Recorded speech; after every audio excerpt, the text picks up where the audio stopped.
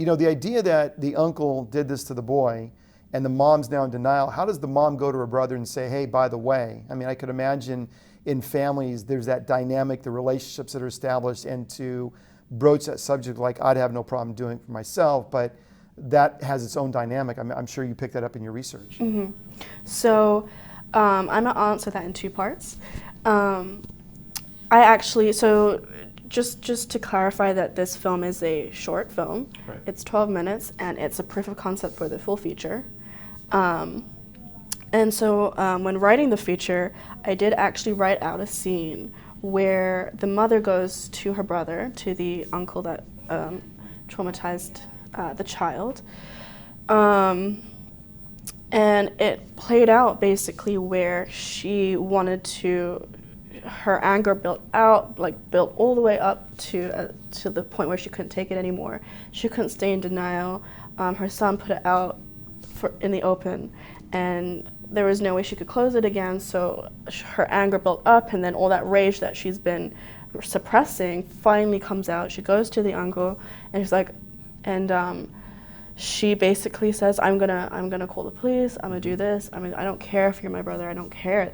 Like, you can't do this, it's my son, you harmed my own child, how can you do this? And then the brother just responds, you knew this about me. You knew it, and you let me near him. And it's this kind of duplex of, when you know someone is a certain way, there's a whole complex, because him saying that is, of course, it's victim blaming, right. But there's a level of truth to it, because she was supposed to protect her child, and that scene we kind of go into it a little bit, and we find out how, like, he was harmed as well, and how she also did nothing. So it's passed generally. The uncle probably was abused at some level, and he's passing the. So this specific illness, in general society and through my research, I found that most families will deny anything happening, whether or not they know about it or not, and in most cases they do.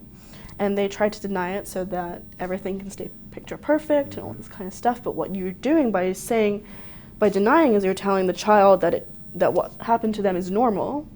And by saying it's normal and not understanding and talking to them through about this horrible thing that's happened to them, you basically said, what's happened to you is normal, happens all the time, and we're not going to protect you from any danger. And what that does is it tells the child they can't trust you, right. that the world is going to attack them all the time and no one's going to protect them. And not only that, something as traumatic as that can cause a mental imbalance to occur.